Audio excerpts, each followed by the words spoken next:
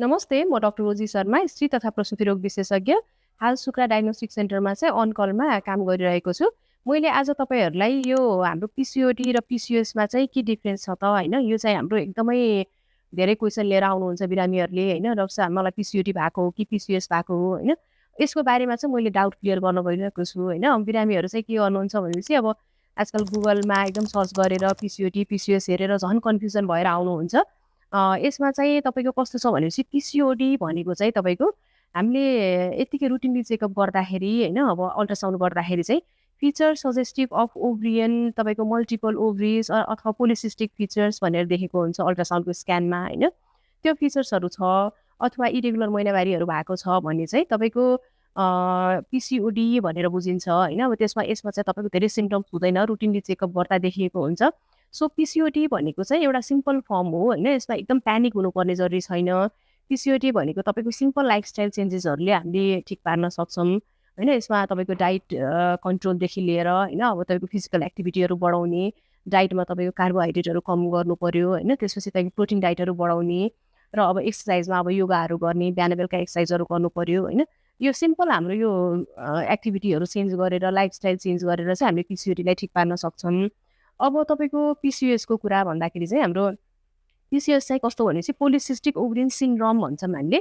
Syndrome भन्दाखेरि चाहिँ हामीले सुन्दाखेरि नै सिन्ड्रोम भनेपछि धेरैवटा फिचर्सहरू तपाईँको बनेर चाहिँ सिन्ड्रोम हुने हो होइन। यसमा चाहिँ तपाईँको के हुन्छ भनेपछि अघि पिसिओडीमा देखेको जस्तै अल्ट्रासाउन्डमा तपाईँको फिचर सजेस्टिभ अफ पोलिसिस्टिक ओभरिज भनेर देखाउँछ होइन, एउटा त्यो देखिने भयो। अर्को चाहिँ तपाईँको इरेगुलर महिनावारी हुने होइन। इरेगुलरमा चाहिँ तपाईँको कसैको 2-3 महिनासम्म लगातार महिनावारी हुने, ब्लिडिङ भइराख्ने, अथवा कसैको 2-3 महिना महिनावारी नै हुने नहुने, अथवा इन बिट्विन तपाईँको महिनावारीको इन बिट्विन ब्लिडिङ भइदिने, अब महिना हुनुपर्ने ठाउँमा बिचमा पनि ब्लिडिङहरू देखिने, त्यस्तो समस्याहरू देखिन्छ होइन। अब त एक्सेसिभ ब्लिडिङ हुने, यो चाहिँ भयो महिनावारीसँग रिलेटेड समस्याहरू होइन। अनि अर्को कुराहरू चाहिँ तपाईँको अनवान्टेड हेयर ग्रोथ, अब जस्तै यो केटा मान्छेमा आएको जस्तो जुङ्गाहरू पलाएर आउने, तपाईँको फेसमा अनवान्टेड हेयर ग्रोथहरू हुने, त्यसपछि तपाईँको स्क्याल्पको हेयर लसहरू बढी हुने, हाम्रो एक्निक प्रब्लम, पिम्पल्सहरू धेरै आउने, यस्तो समस्याहरू चाहिँ धेरै देखिन्छ।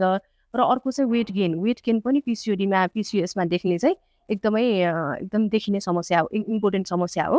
यो समस्याहरू एकदम समग्रमा सबै समस्याहरू मिलेर चाहिँ सिन्ड्रोम भन्छ, जसलाई चाहिँ हामीले पिसिओएस अथवा पोलिसिस्टिक ओभरियन डिजिज भन्छौँ। यसलाई चाहिँ हामीले अब सिम्पल अघि पिसिओडीमा भनेको जस्तो हामीले अब भनौँ न यो लाइफस्टाइल मात्र चेन्जेस गरेर ठिक पार्न चाहिँ सकिँदैन, तर यसमा रोल चाहिँ तपाईँको लाइफस्टाइल चेन्जेसको रोल चाहिँ एकदम महत्त्वपूर्ण छ। त्यो गर्नु साथसाथै हामीले अब यसमा तपाईँको मेडिसिनहरू पनि दिनुपर्छ, लङ टर्म म्यानेजमेन्टहरू पनि पर्छ, हाम्रो यसमा गर्नुपर्छ। त्यही भएर यसमा चाहिँ हामीले डक्टरको कन्सल्टेसन टाइममा गरिराख्ने, प्यानिक चाहिँ हाम्रो हुनु पर्दैन, तर कन्सल्टेसन आवश्यक छ, उपचार गर्न जरुरी छ, नत्र यसले चाहिँ तपाईँको लङ टर्ममा चाहिँ कम्प्लिकेसनहरू देखिन सक्छ है। अब यसमा कम्प्लिकेसनमा चाहिँ पछि गएर सबफर्टिलिटी होइन, बच्चै नबस्ने, अथवा पछि गएर तपाईँको अब कसैलाई एकदम रियर बट ओभरियन क्यान्सरहरू, इन्डोमेट्रियल क्यान्सरहरू हुन सक्ने सम्भावना पनि बढेको देखाएको छौँ हामीले होइन।